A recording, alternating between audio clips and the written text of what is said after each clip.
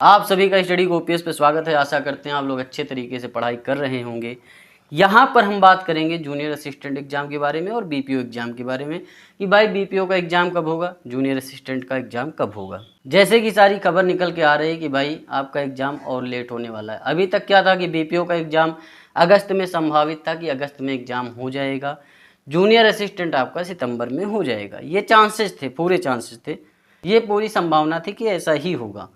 लेकिन मामला पता है कहाँ पे अटक गया है। मामला यहाँ अटक गया है कि जो आपकी एजू टेस्ट एजेंसी है जिसके द्वारा आपके यूपी पुलिस का एग्ज़ाम कराया गया था, जब जांच हुई, सारी बातें फाइनल हुई तो एजू टेस्ट के बारे में पता चला भैया बहुत ही भ्रष्ट कंपनी है और पूरी तरीके से उसे ब्लैक लिस्ट कर दिया गया है यूपी गवर्नमेंट के द्वारा। यूपी ट्रिपल एससी का मामला ये है कि इसी कंपनी ने टेंडर डाला था यूपी ट्रिपल एससी के एग्ज़ाम को कराने के लिए।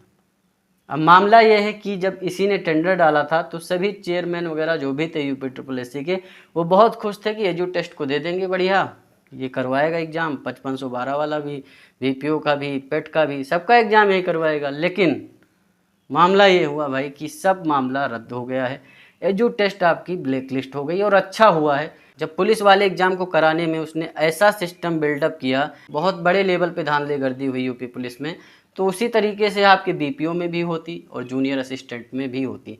तो चलिए कोई दिक्कत की बात नहीं है, 1-2 महीने लेट होगा कोई बात नहीं है, लेकिन एक अच्छी कंपनी चयनित हो और बढ़िया से एग्ज़ाम करवाए, ये बहुत ही ज़्यादा हम लोगों की आशा है यूपी ट्रिपल एससी आयोग से।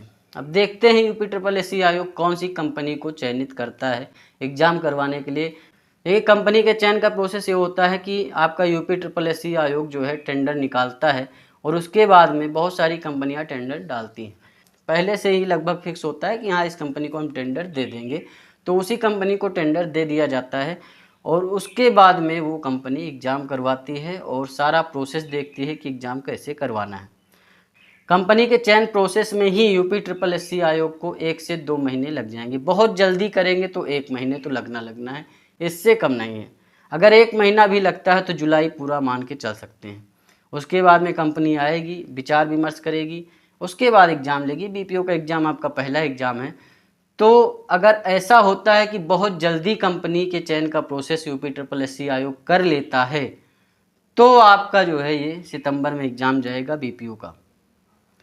और अगर उसमें भी लेट होता है तो बीपीओ का एग्ज़ाम अक्टूबर में भी जाने की संभावना है। और बीपीओ का एग्ज़ाम जब होगा उसके बाद ही आपका जूनियर असिस्टेंट का एग्ज़ाम होगा, उससे पहले होने के कोई चांस नहीं है। तो इतना मान के चलिए अगर सितंबर में आपका बीपीओ का एग्ज़ाम होता है तो मिड अक्टूबर से नवंबर तक आपका जूनियर असिस्टेंट का एग्ज़ाम जाएगा। और बीपीओ का एग्ज़ाम अगर सितंबर से भी लेट होता है, अक्टूबर में चला गया, तो फिर आपका जूनियर असिस्टेंट का एग्ज़ाम दिसंबर में चला जाएगा। देखिए एक बहुत बुरी खबर है, बहुत ही ज़्यादा बैड न्यूज़ है, इतना आप समझ सकते हैं। देखिए बीपीओ की शॉर्ट लिस्टिंग आपकी सितंबर 2023 में हुई थी और जुलाई आपका आ गया एक हिसाब से, तो देखा जाए तो 10 से 11 महीने हो गए और अभी जो है एग्ज़ाम नहीं हुआ है बीपी। तो एक बहुत बड़ी नाइंसाफ़ी है स्टूडेंट के साथ यूपी ट्रिपल एससी आयोग के द्वारा। वैसे भी यूपी ट्रिपल एससी आयोग जो है एक तरीके से देखा जाए तो सोता हुआ आयोग कह सकते हैं या कुंभकर्ण जैसा आयोग कह सकते हैं कि भाई सोता ही रहता है, जगने का नाम ही नहीं ले रहा है।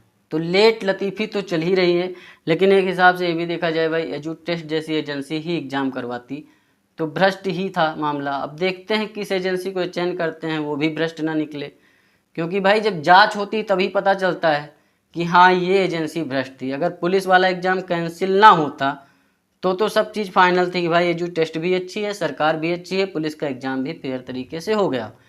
लेकिन स्टूडेंट ने इतना धरना प्रदर्शन किया, सब कुछ किया, इतना संघर्ष किया, तब सरकार की आँख कान मुँह सब खुला। उसके बाद उसने जांच एजेंसी बैठाई, उसके बाद पता चला कि हाँ कंपनी ने ही सब हेर फेर किया है, अधिकारियों ने हेर फेर किया है। तो ये सारी चीज़ें निकल के आई। इसी तरीके से आरओ में हुआ। आरओ में भी मान ही नहीं रहे थे कि ऐसा कुछ हुआ है, लेकिन उसमें भी सारी चीज़ें क्लियर हुई हैं। तो मानते नहीं ये लोग, और जब तक मानते नहीं तब तक सब कुछ फेयर है, एकदम तरीके से हो रहा है, कोई दिक्कत की बात नहीं। भाई नीट का एग्ज़ाम ले लीजिए, एनटीए ने कैसा सिस्टम बना के रखा है। इसी तरीके से जब नीट जैसे एग्ज़ाम में वो धांधलीगर्दी करता है तो एससी आरओ में भी वो यही सब सिस्टम बनाता है पूरे तरीके से। तो ये आप समझ सकते हैं बहुत ही मामला गड़बड़ चल रहा है, क्या ही किया जा सकता है। फिलहाल तैयारी करते रहिए, देखते हैं क्या होता है। और सरकार का मामला ये है कि सरकार कोई भी आए, स्टूडेंट के साथ नाइंसाफ़ी ही होती है। वो चाहे कांग्रेस की गवर्नमेंट रही हो, चाहे भाजपा की हो, चाहे जिसकी गवर्नमेंट हो, स्टूडेंट के साथ जो है एक अच्छा न्याय किसी गवर्नमेंट ने नहीं किया है, कभी भी नहीं किया है। फिलहाल अपने आप को मोटिवेट बनाए रखिए, जो भी सिलेबस है कंप्लीट करिए, जो भी स्टडी मटेरियल होगा वो आपको टेलीग्राम पे प्रोवाइड करवा दिया जाएगा। जूनियर असिस्टेंट के लिए जो भी फ्री वाली बुक वगैरह है सब चीज़ उस पर डाल देंगे, वहाँ से आप डाउनलोड कर सकते हैं। और जूनियर असिस्टेंट के लिए टेस्ट सीरीज भी हम लेकर आएंगे और क्लासेज भी जूनियर असिस्टेंट के लिए जल्दी ही स्टार्ट की जाएंगी।